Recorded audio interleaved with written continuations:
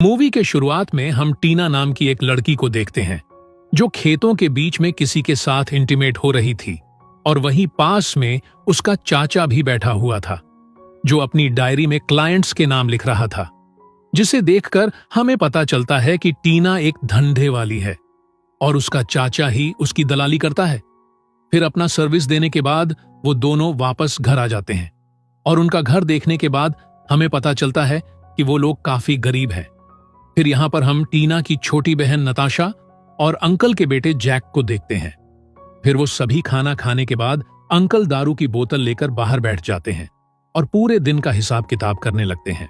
तभी उनके पास जैक आता है और उसको अपने पिता और टीना के काम के बारे में सब कुछ पता था, पर इस काम में काफी खतरा भी था।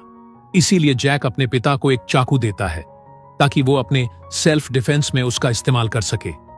फिर अगले दिन टीना और उसके अंकल एक क्लाइंट से मिलने के लिए निकल जाते हैं, लेकिन वो क्लाइंट काफी गुस्सैल था और इंटीमेट के दौरान वो टीना को मारने पीटने लगता है। लेकिन टीना को यह सब पसंद नहीं था और वो चिल्लाने लगती है। वहीं बाहर टीना का चाचा ड्रिंक कर रहा था। तब टीना के चिल्लाने की आवाज सुनकर वो उस रूम के अंदर पहुंच जाते हैं और अंदर आकर वो उस क्लाइंट से रोकने के लिए कहते हैं, लेकिन वो क्लाइंट उसकी बातों को नहीं मान रहा था। इसीलिए अंकल और उस क्लाइंट के बीच झगड़ा हो जाता है, जिस दौरान वो क्लाइंट अंकल को धक्का दे देता है।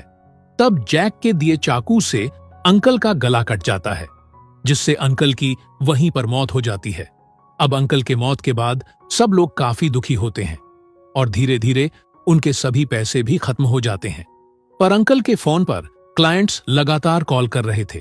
तब मजबूरन टीना को उन क्लाइंट्स के कॉल्स रिसीव करने पड़ते हैं और वो सभी क्लाइंट्स टीना को सर्विस देने के लिए बुलाते हैं, पर टीना अकेले तो जा नहीं सकती थी। इसीलिए जैक भी उसके साथ जाने का डिसाइड करता है। उसके बाद टीना को हम जंगल में इंटीमेट होते हुए देखते हैं और जैक पास में ही बैठकर डायरी में हिसाब किताब लिख रहा था।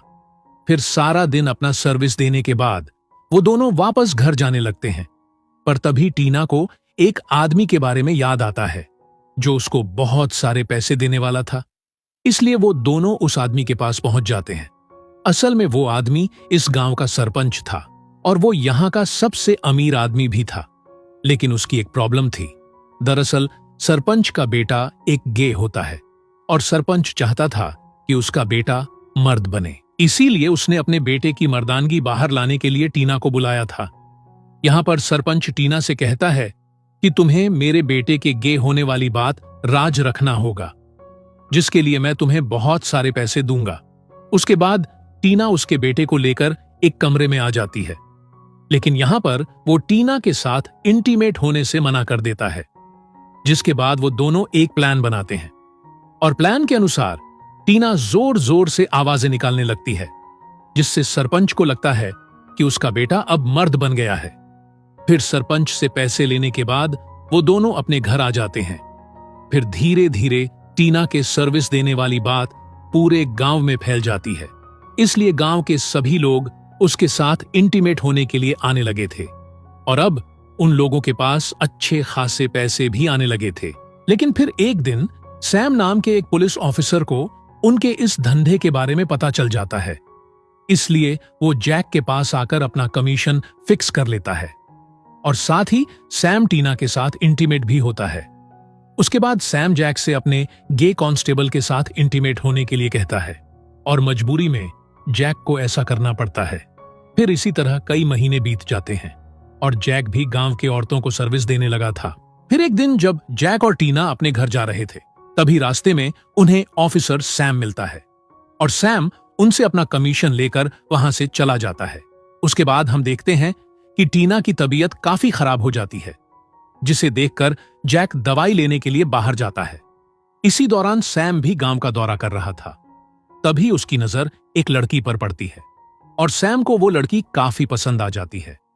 इसीलिए वो उस लड़की का पीछा करने लगता है और उसका पीछा करते हुए वो उसके घर तक पहुंच जाता है।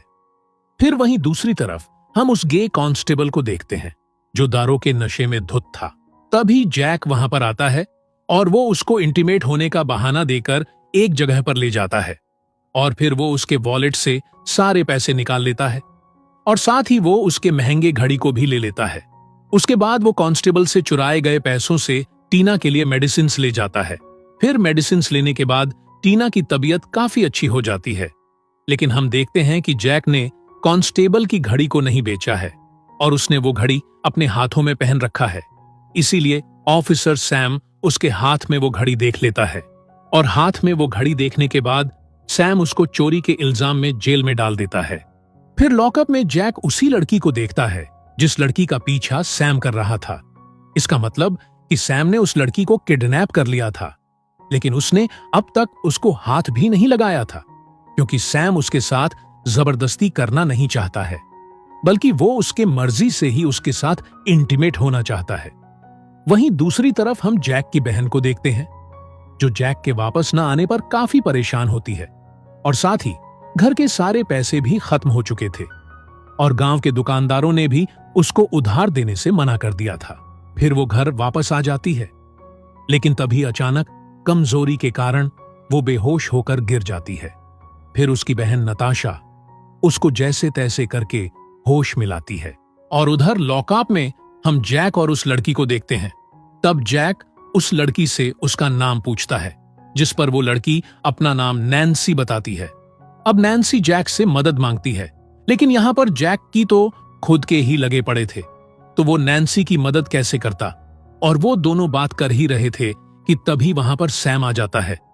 फिर वो नैन्सी को डराने के लिए जैक को काफी पिटने लगता है और साथ ही वो उसको धमकाता भी है कि अगर उसने इसके बारे में किसी को बताया तो वो उसको जान से मार देगा। तभी वहां पर सैम का एक दोस्त आता है और सैम अपने दोस्त के बातों में आकर नैन्सी को टच करने लगता है, जिसे देखकर जैक को काफी बुरा लगता है, लेकिन वो चाहकर भी कुछ नहीं कर सकता था। फिर अगले दिन सैम को जैक की डायरी मिल जाती है। फिर वो उस डायरी को लेकर जैक के पास आता है और वो उससे क्लाइंट्स के बारे में पूछताछ करने लगता है। फिर वो जैक को छोड़ने के बदले में उससे पैसों का डिमांड करता है, लेकिन जैक के पास तो फूटी कौड़ी भी नहीं थी, जिसे सुनकर सैम पैसे कमाने का एक नया तरीका निकालता है। फिर वो सैम के डायरी से एक क्लाइंट को कॉल करता है और वो उसको नैन्सी के साथ मजे करने के लिए यहां पर बुलाता है। फिर वो क्लाइंट नैन्सी को देखकर काफी उत्तेजित हो जाता है, इसीलिए वो नैन्सी से उसको प्लेजर देने के लिए कहता है, लेकिन नैन्सी काफी जोर जोर से चिल्लाने लगती है। तब उसकी आवाज सुनकर सैम यहां पर आता है और वो उस आदमी को वहां से भगा देता है, जिसे देखकर जैक समझ जाता है कि सैम ये सब करके पैसे कमाना चाहता है। इसीलिए वो सैम से कहता है कि ये काम मैं और टीना कर सकते हैं, लेकिन इसके लिए तुम्हें टीना को यहां पर लाना होगा।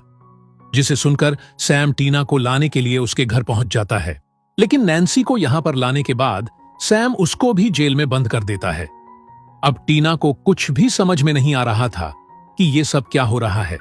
तब जैक उसको समझाने लगता है कि तुम्हें नैन्सी को सैम के साथ इंटीमेट होने के लिए मनाना होगा और ऐसा करने के बाद वो हमें आजाद कर देगा। जिसे सुनने के बाद टीना नैन्सी को अच्छे से नहलाकर उसको तैयार करती है। उसके बाद सैम नैन्सी को अपने रूम में ले जाता है, लेकिन पहले तो वो नैन्सी को मनाने लगता है कि वो उसकी मर्जी से उसके साथ इंटीमेट होने के लिए मान जाए, लेकिन नैन्सी ऐसा करने से मना कर देती है। इसीलिए सैम को गुस्सा आ जाता है और वो उसके साथ जबरदस्ती करने लगता है, जिससे नैन्सी काफी जोर जोर से चिल्लाने लगती है। तब नैन्सी के चिल्लाने की आवाज सुनकर जैक और टीना भी काफी परेशान हो जाते हैं। फिर सैम अपना हवस मिटाने के बाद नैन्सी को वापस जेल में बंद कर देता है। उसके बाद अगली रात सैम फिर से नैन्सी को अपने कमरे में ले जाने के लिए वहां पर आता है, लेकिन टीना उसको समझाते हुए कहती है कि नैन्सी के साथ ऐसा पहली बार हो रहा है, इसीलिए उसकी हालत काफी खराब हो गई है और अगर तुम चाहो तो मेरे साथ ये सब कर सकते हो।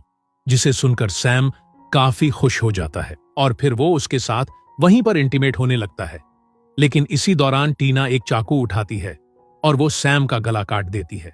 फिर वो चाबियां लेकर जैक को आजाद करती है।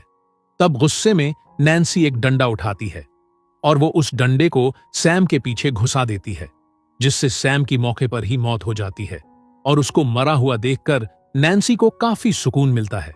उसके बाद वो तीनों भागते हुए अपने घर जाते हैं और अपना सारा सामान पैक करके वहां से निकलने लगते हैं।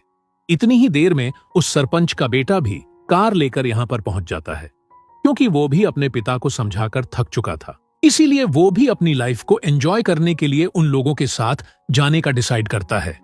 फिर अगले दिन हम उन पांचों को किसी दूसरे गांव में देखते हैं। यहां पर जैक और नैन्सी एक दूसरे के साथ रिलेशन में आ जाते हैं। फिर वो चारों एक दूसरे के मदद के लिए शुक्रिया कहते हैं और इसी सीन के साथ ये मूवी यहीं पर खत्म हो जाती है।